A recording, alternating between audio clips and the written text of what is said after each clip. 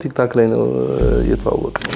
በአካል ሳገኛት እንደ ቪዲዮ አልነበረችም። ምንም አይነት ፍላጎት አልነበረኝም። ቪዲዮቿ ላይ ያለቀሰች ምናምን ተለቃለች በነበረው ሁኔታና የሚያስለቅስ ህይወት ነበር የነበረኝ። በጣም ከቅርብ ከመላቸው ሰዎች ጭምር የሚሰነዘሩ ቃላቶች ነበሩ። ላገባይ ሴት ይሄን ያህል መሆን እንዴት ከልጇ አባት ጋር አብረው የሚሆኑ ከሆነ በስነ ስርዓት ሽማግሌ ልኮ ነው መውሰድ ያለበት። የመጀመሪያ ቀን ሳገኛትና ቪዲዮ ለመስራት ሲሄድ ከማፈቅራት ልጅ ጋር ነበር። ፍቅረኛ አይደለችም፣ ግን እኔ ማፈቅራት የነበረች ልጅ ነች የቀረጸችን። አስፈላጊ ነበር።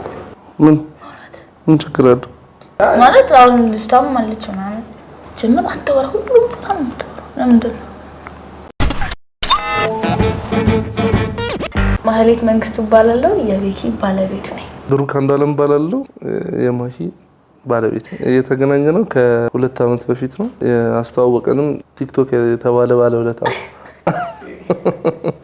ባለውለታችን ቲክቶክ ነው። ቲክታክ ላይ ነው የተዋወቅነው። የፋስት ፉድ ስራ ላይ ነበር የምትሰራውና ቪዲዮቿ ላይ ያለቀሰች ምናምን ተለቃለች በነበረው ሁኔታና በዛ ነገር እሷን ለማገዝ የኔም ስራ ተመሳሳይ ስለነበር በዛ ምክንያት ኮንታክት ላደረጋት በጣም ብዙ ጊዜ ረጅም ጊዜ ሞክሬ በጣም ከብዙ ልፋት በኋላ መለሰችልኝና ተገናኘ ነው ማለት ነው። የሚያስለቅስ ህይወት ነበር የነበረኝ። እንደዛ አድርጌ ሰዎች ሰፖርት እንዳደረጉኝ ቪዲዮ ምናምን ፖስት ነበርና ቲክቶክ ገና መክፈቴ ስለነበር ኢንቦክስ ላይ የሚጻፈውን አላውቅም እንዴት እንደሚመለስ ማለት ገብቼ ቼክ አላደረግም። በቃ እሱም ጽፏል። እኔ ደግሞ አላይም ገብቼ ቪዲዮን አይቼ ሰው ኮሜንት ላይ ያለው ምናምን አይቼ እወጣለሁ። በቃ ከዛ ወደ ስራ ምናምን ከዛ ድንገት ነው ኢንቦክስ ላይ ገብቼ አየሁት።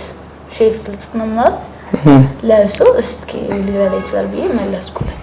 ስራዬንና የላይፍ ስታይሌን በማሳየት ነው ሚዲያ ላይ በመፖስት በሱ ጀመርኩኝ። ጥሩ እይታዎች ማግኘት ስጀምር ቀጠልኩበት። በደንብ ከስተመር በደንብ እያገኘሁበት ስመጣ ስራዬንና ላይፍ ስታይሌን በደንብ ማስተዋወቅ ጀመርኩ። እኔ ጀመርኩት ቲክቶክ አያለው ዝም ብዬ ስልኬም አታሳይም፣ ግን በዝምብና እዛ ልጆች ምናምን አሉ እኔ ጋር መጥተው ቺፕስ ምናምን ይበሉና አንቺ እኮ አሁን ያለሽበት እንደዚህ ምሳሪውን ነገር ምናምን ቲክቶክ ላይ ዝም ብለሽ ብትለቂ እንትን ይልሻል፣ በጣም ይታይልሻል ምናምን አሉኝ። እና እኔ ዝም ብዬ በመዝሙር ምናምን ያርኩ ነበር ምለቅ። እኔ ራሴን አላስገባም ነበር ስለቅ። ከዛ አንድ ፖስትኩኝ ማማን ይዤ ምናምን ቺፕስ እየጠበስኩ 1 ሚሊዮን ይታየው። ታውቅ ሱልጣን ግን እሱ አቅም የሌላቸው ማለት ትንንሽ ፋስት ፉድ የሚሰሩትን እየሄደ ያበረታታል፣ ያሳያቸዋል፣ ስራቸውን ያግዛቸዋል። መክፈት የሚፈልጉት ምናምን አሳይቶ ይረዳቸው ነበር። እና እኔንም እንደዛ ለማድረግ ነው ሲጀመር አላማው የመጣው ሊረዳኝ ነበር። በአካል ሳገኛት እንደ ቪዲዮ አልነበረችም እውነት ለመናገር። ቪዲዮ ላይ እንዳልኩ በጣም አዝና ስታለቅስ ምናምን ነው። በአካል ደግሞ ኖርማል ሆና ስናገኛት በጣም ፈገግ ብላ ነው የምታወራን ምናምን። ይሄ እንደ ተጎሳቆለ ሰው ምናምን ሆነ አይደለም የምታወራንና ደስ አለኛ ለመስራት እየተጣጣረች እንደሆነ በዛ ወኩኝ። የመጀመሪያ ቀን ሳገኛትና ቪዲዮ ለመስራት ሲሄድ ከማፈቅራት ልጅ ጋር ነበር የቀረጸችን። እሷ ናት እንግዲህ ፍቅረኛ አይደለችም፣ ግን እኔ ማፈቅራት የነበረች ልጅ ነች የቀረጸችን። ግን ያው አገናኘች ነው ማለት እዛኔ እሷ ፍቅረኛ ይመስላት በጣም ስትንከባከባት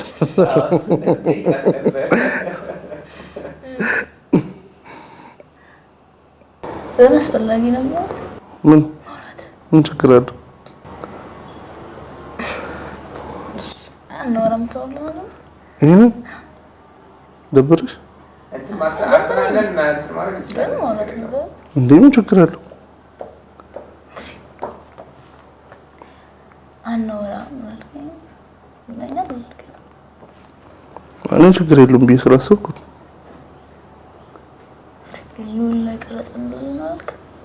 ቀረጸኝ።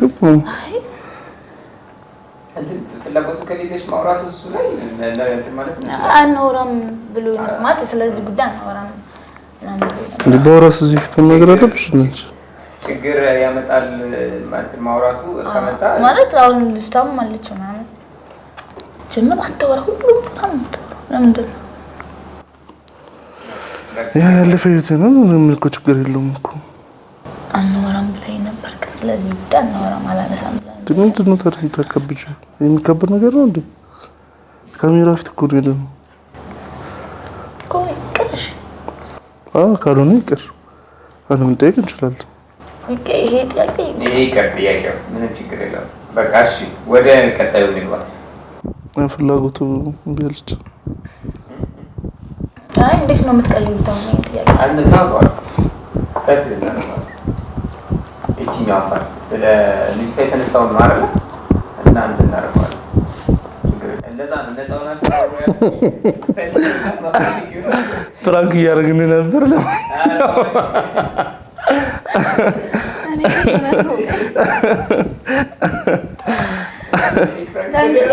ደንግጣ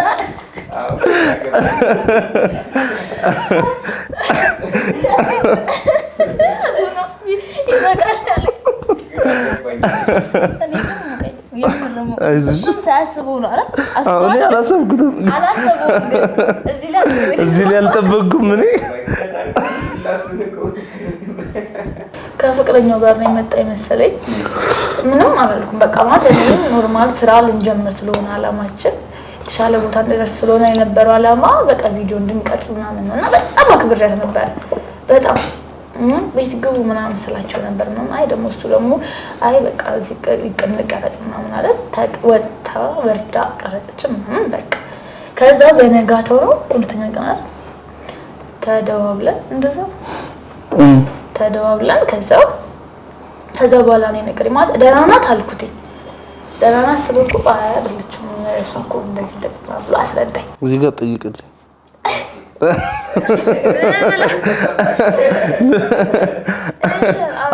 እርግጠኛ ለመሆን ነው የጠየቀችኝ። የዚህ ሰዓት አጠያየቋ ፍቅረኛው ነች አይደለችም እርግጠኛ ልትሆንበት ነው። እንዴት ነው ፍቅረኛ ደህና ነች አለችኝ በነጋታው ማለት ነውና በቃ እኔም ወዲያው ገባኝና የመረዳዳቱ እንትን ቀረና ወደ ጓደኛም ይሁንን ወደ አላማችንን ወደ ማሳካት ገባን። ጓደኛቸው ሆንኩኝ። ወዲያው አሪፍ ሰዎች ነበሩ በጓደኝነት ጊዜያችን ላይ። አሁን ባሌ ምንም አይነት ፍላጎት አልነበረኝም። የነበረችበት ህይወት ስለነበረ እዛ ውስጥ ሆና ምንም አይነት ሀሳብ ላስብ አልችልም። በጣም ረጅም ጊዜ ከጓደኞቼ ጋር ነው የምንገናኘው። ምንም የግል ጊዜ አልነበረንም። ከስራ ውጪ ምንም እናወራቸው ነገሮች አልነበሩም። ከዛ በኋላ ግን ቤቱ ተከፈተ፣ ጥሩ ነገር ተገኘና ጥሩ ላይፍ ላይ ስደርስ ርቀት ማበጀት አለብን። አንድም ቀን ካገኘኋት ጊዜ ጀምሮ ለአንድ ቀን ተለይቻት አዳር ብቻ ነበር የምንለያየው። ሁሌም አብረን ነበር። ስራዬን ሙሉ አቁሜ ማለት ነው የእሷን ስራ ለማስጀመር እንሯሯጥ ስለነበረ የግል የሚባል ጊዜ አለበት። ጓደኞቼም አሉ ምናምን። ከዛ አብረን ቤትና ደስ ገባታለን። ከዛ ጠዋት እንገናኛለን፣ ቀን ሙሉ እንውላለን፣ አብረን እንሰንበረ በቃ እንደዛ ነበር። ከዛ በኋላ ግን እሷ ያለችበትን ህይወት ለኔ ማሳየት ስትጀምር ነገሮችን ወደ መቀየር ገባል ማለት ነው። የነበረው ሁኔታ እንዳልኩህ እኔ የምትሰራበት የነበረው ሁኔታ በጣም ትንሽ ጠረጴዛ አድርጋ አንድ ማሽን አድርጋ ከዛ መጥበስ ነበር። እኔም ትልቅ ወይም የተሻለ ይሄን አድርጊበት ብዬ የምሰጣት ነገር ባይኖርም የተወሰነ ዘይት፣ ድንች ምናምን ገዛዝቼ ስራዋን እንደ አዲስ እንድትሰራ ነበር ማስታወቂያ የሰራሁት ማለት ነው። የተወሰኑ ሰዎችም እንዲያግዟትና ማስታወቂያ ሰርተ ሰዎች መጥተው እንዲበሉላት ልናረግ ነበር የነበረው ሀሳብ። በዛ መሀል የሆነ ሚዲያ ጠራን። እዛ ሚዲያ ላይ ሄዳ የህይወቷን ውጣ ውረዶች ምናምን ያለችበትን ህይወት ስትናገር አንዳንድ ሰዎች አገዟትና እግዚአብሔር ረዳን። ያው ወደ ቤት ደረጃ አደገ ማለት ነው። ከዛ በኋላ ቤቱን ለመክፈት ያው የህዝብ የተሰበሰበ ብር ስለነበር እንደ ኃላፊነት ወስጄ የራሴን ስራ ትቼ እሷ ቤት እንዲከፈት አደረግን ማለት ነው። እኔ ውልዌይ ምናምን ልጅ አሳድጋለሁ፣ እናት ነኝ። ውልዌይም ከትልልቅ ሰዎች ጋር ቤት ውስጥ ከሚውሉ ሰዎች ጋር ነው። ወጣ ያለ ነገር አላውቅም። ቤት ውስጥ ነው፣ እዛው ነው ቡና ማፍላት፣ ቡና መጠጣት፣ እዛው ነው ቁጭ የምንለው እና እንደዛ አይነት ባህሪ ነበረብኝ ትልቅ ሰው ማለት ነው። እና እሱ ባህሪ በጣም የሚገርመው ነበረ። ምክንያቱም ወጣ ብዬ ከእኩዮቼ ጋር ምናምን አይደለም የምሆነው። ከምኖርበት ቤት አሁን የምኖርበት ቤት ምናልባት ቪዲዮ ላይ ተወከረ ነበር፣ ጥሩ አልነበረ፣ አልወጣም እል ነበር። ጥሩ ስራዬን ጀምሬ ከዛ ቤት ግን አልወጣም እል ነበረ። ያ ባህሪ ስላለቀቀኝ የተሻለ ነገር ምናምን አልፈልግም፣ እዛው ላይ ነበር እንትን ምሎና እሱ በጣም ታግሏል። ባል ብቻ ሳይሆን አባትም ጭምር ነው ያደረገችኝ በአንዴና በጣም ቁጡ ነኝ። ቶሎ ቁጣለሁ፣ ቶሎ እረጋጋለሁና እሱን ተቋቁማ አብራይ ለመሆን ወስና ያንን ነገሮችን እንድተው ትንሽ ሰከን እንድል እያደረገችኝ ነውና ቤትም ሞልታለች። በዚህ መሀል አለመግባባት ሲፈጠር የሚያረጋጋው ማነው? ተብሎ ይቅርታ የሚጠይቀው አክሮፊ እኔ ነኝ። ይቅርታ የምጠይቀው እሷ ነው። በራሴም ጥፋት ልናደድ እችላለሁ፣ ቶሎ እናደዳለሁ በጣም ያንን ስለምታውቅ እሷም ወዲያው ዝም ነው የምትለው። አረጋግተኝ ይቅርታ ትጠይቀኛለች። ምን ያክል ጊዜ ቆያችሁበት? አጠቃላይ እስከ ጋብቻችን 2 ዓመት ማለት ነው። ከተጋባን ገና 1 ወራችን። ኖር የፈገግታ ታሪክ ተመልካቾች እኔና ባለቤቴ ምን ያህል እንደምንተዋወቅ በዚህ ጥያቄዎች እናያለን። ማን የበለጠ እንደሚያውቅ እናያለን። ከስራ ስገባ በምን ስትንከባከቢኝ ደስ ይለኛል ወይም ቤት ስገባ ምን ያስደስተኛል? እግርን ሳጥብና ቡና ሳፈላ ቆሞ ነው የሚለው ረጅም ሰዓት ከ8 ሰዓት እስከ 3 ሰዓት ሊሆን ይችላል፣ ወይ ደግሞ ጠዋት 12 ሰዓት ወጥቶ እስከ 3 ሰዓት ድረስ ሊሆን ይችላል፣ እስከ ምሽት 3 ሰዓት እና እግሩን ደግሞ ስለሚያማው እንደውም አይበቂው አይደለም መታሸት ምናምን ያስፈልጋል። እሱ ደግሞ የቡና ሴሪሞኒም በጣም ይወደዋል። አይጠጣም እኮ በግድ አይጠጣም። ባልጠጣም አዘጋጅታ አስጠብቀኝ በጣም ደስ ይላል። የመጀመሪያ ጊዜ ስታይኝ ቀልብ ግን የሳበው ምን ነው?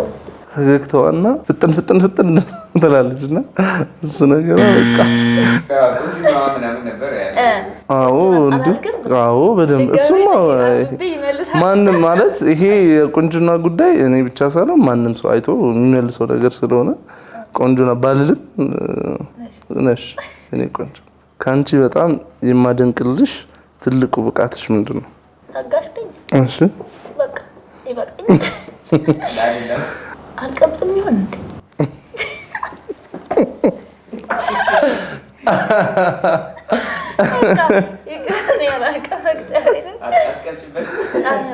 በቃ ያለፍኩት ምናምን ነገር በጥንካሬ ማለፍ ያስደስታል። አሁን መልሰሻል። ስለኔ ባህሪ በአንድ ቃል ግለጽ ብትባል ምን ትላለህ? መንቀልቀሏን እወድላታለሁ፣ ግን ከዛ ውጪ ይሄ ሴትነቷን በቃ መጀመሪያ አካባቢ ያስቸገረሽ የነበረው ባህሪ ከዛ በተቃራኒ ደግሞ ጠንካራ ነው። ዝም የምትለው ነገር እና ለምሳሌ ሰው ጋር ምናምን ሆኜ ማውራት የሌለብኝ ነገሮች ሳወራ አንተ ልትነግረኝ እየሞከርክ በፊት እኔ ማይገባኝ ነገር እኔም አላውቀውም፣ አንተም ደግሞ ልትነግረኝ ሞክራለሁ። እሱ ባህሪ በጣም ከባድ ነበረ ለማወቅ። እድል ይሰጣት ከኔ ባህሪ ካንተ ማኩረፍ እውነት እንዴ? ዝምታ በሌላ ባህሪው መናገር ነው። ትናገራለህ እንዴ? እናለት እንትን እኮ ነው የእውነት። ይሄ የዚህን ያህል ምናምን መበሳጨት ብስጩ ሰው ምናምን አይደለም፣ ዝም ነው በቃ። በእርግጥ ከቁጣዬ ዝምታ ይበልጣል፣ ግን እቆጣለሁ። ያስፈራት ነበር መጀመሪያ አካባቢ፣ በጣም ነበር የምትፈራኝ። በጣም እኔ ካለው አትናገርም፣ ትፈራኝ ነበር እና ለዛ ነው ፍራቻዬን ያልኩት። የምወደው ቀለም ምንድን ነው? ቀይ።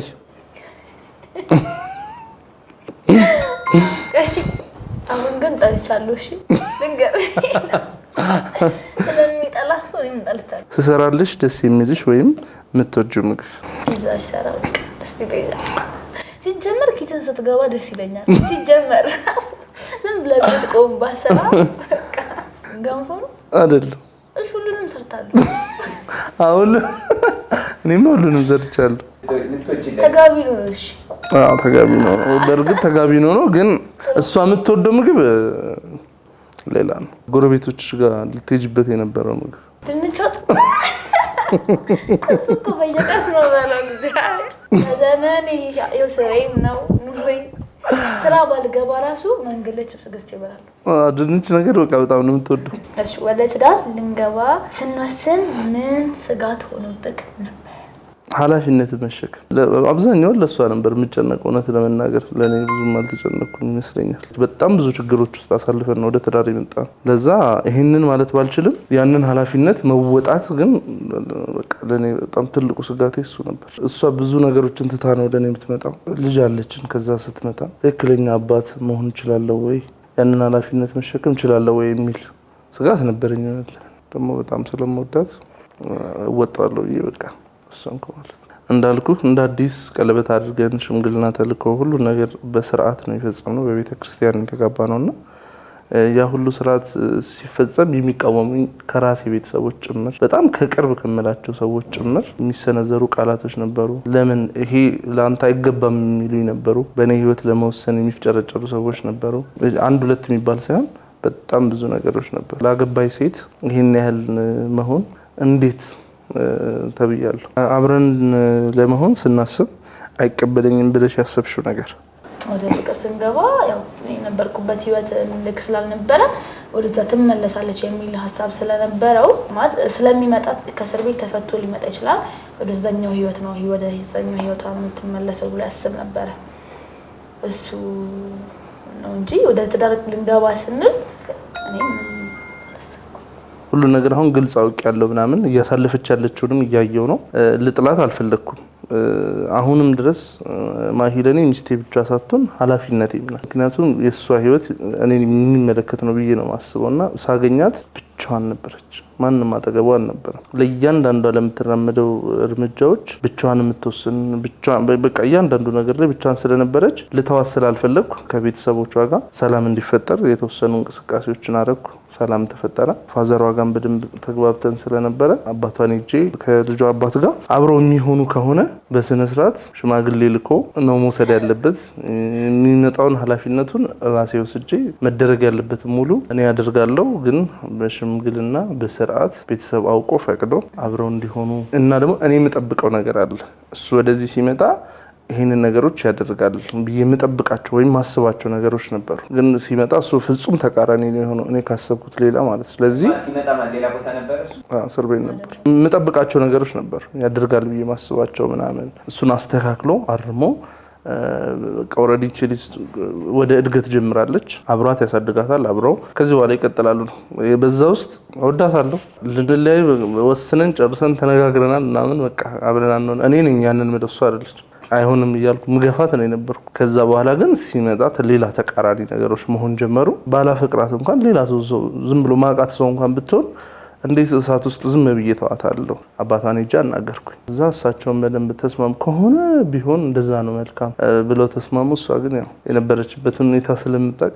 ከዛ እሷም እኔም ያንን ህይወት አልፈልግም አዲስ ህይወት ነው ፈልገው ብላ ከኔ ጋር አይደለም የሆነችው ብቻዋን ነች ማለት ከዛ በኋላ ነው እንደ አዲስ ደግሞ አብረን ለመሆን ጊዜ አግኝተን የወሰንነው ማለት ነው በጣም ነበር እናናደኝ ቁጭ አለኝና ያው እኔና አንቺ አብረን መቼስ ይልና ከዛ ይለወጣል ይለኛል ምንድነው ይለይሱ እግዚአብሔር እንደዛ ነበር ማለት በህይወቴ በጣም የተፈተንኩበት ነገር ምንድነው ማማን ከማሳደጓ በፊትና እስከ ማሳደጓ ድረስ ያለው ህይወቷ ትንሽ አስቸጋሪና ከባድ ነበር 4 አመት ሊሞላት ነው እና ከባድ ነበር 3 አመቶቹ በተለይ 2 አመቱ በጣም ከባድ ነበር ጄነኝ ምናምን አስቸጋሪ ጊዜ ነበር እንደወለደች ብቻሽን ነበር የጀመርሽው እሷ ማሳደግ ወለደች አራስ ቤት እያለሁ ነው እሱ የታሰረው እዛ በኋላ ያለው ህይወቴ አስቸጋሪ ነበር ከሱ ማዘር ጋር ሆኜ ነው ያለፍኩት ማለት እሷም በጣም ጥሩ ሰው ስለነበረች በጣም ታግዛኝ ነበር ባላት አቅም ግን ኖሯት ምናምን አይደለም ካላት ላይ ከአንድ እንጀራ ላይ ግማሽ ቆርሳ ያለፍኩትና በጣም ከባድ ነበር ማለት እኔ አሁን ላይ ታስበው ህልም ነው ይስለኝ በቀላል መንገድ ነው ያለፍኩት እግዚአብሔር ረድቶኝ እንደ ቤተሰብ ቢኖረኝ ብዬ የምመኘው ነገር ምንድነው ቤትና መኪና አንመለስኩትም መልሰሻል እንድታቆም የምፈልገው ነገር ምንድነው ብዙ ጊዜ ስልክ ላይ አጠፋለሁ ማለት ባለችን ሰዓት ብዙ ጊዜ የለንም ምን ለመናገር በጣም ረጅም ሰዓት ስራችን ላይ ነው የምናሳልፈው ችግር አለብኝ ስልክ ላይ ሲጀመር ስላንተ ላይ ቃላት የለኝም ማለት አልገልጽም ይሄንን ቢያል ህይወቴ ነው አንተ ባትኖር እኔ ዛሬ እዚህ አልደርስም አንተ ስላልክ ነው አሁን ያለችው አማህ ያለችው በጣም ነው ወድ በጣም እና ለኔ ከፈልከው በቀላል አይደለም እንደዚህ ብለህ ቀላል መንገድ እንዳታስብ እዚህ ጓደኛዬ ነህ ባሌ ነህ አባቴ ነህ ተባጠቃላይ ስላንተ ነው ምንም አልገልጽም እወዳለሁ አፍቅራለሁ ረጅም መታሰበው ነገር በሙሉ እግዚአብሔር ያስተካክልክ በጣም ወድሻለሁ በጣም አፍቅርሻለሁ ለኔ አንቺ የሴት ልክ ነሽ ሁሌም ወድሽ ማስተላለፍ የምትፈልጉት ነገር ካለ መረቅ በትንሽ ሚዲያ እንቅስቃሴዎቻችን ላይ በጣም ብዙ የሚደርሱ ወጣቶች አሉ ሴቶች ልጆች አሉ ኢንቦክሳችንን ባሳየህ በጣም ብዙ ነገሮች አሉና ሲንግል ማም የሆኑ እናቶች ልጅ ከወለዱ በኋላ የምናይበት መንገድ በጣም አግባብ አይደለምና ያን ነገሮች መቀየር አለብን ብዬ አስባለሁ ልጅ መውለዳችሁ ወይም ሲንግል ማም መሆናችሁ የህይወታችሁ መጨረሻ አይደለም ተስፋን እንዳትቆርጡ በርቱ ማለት ፈልጋለሁ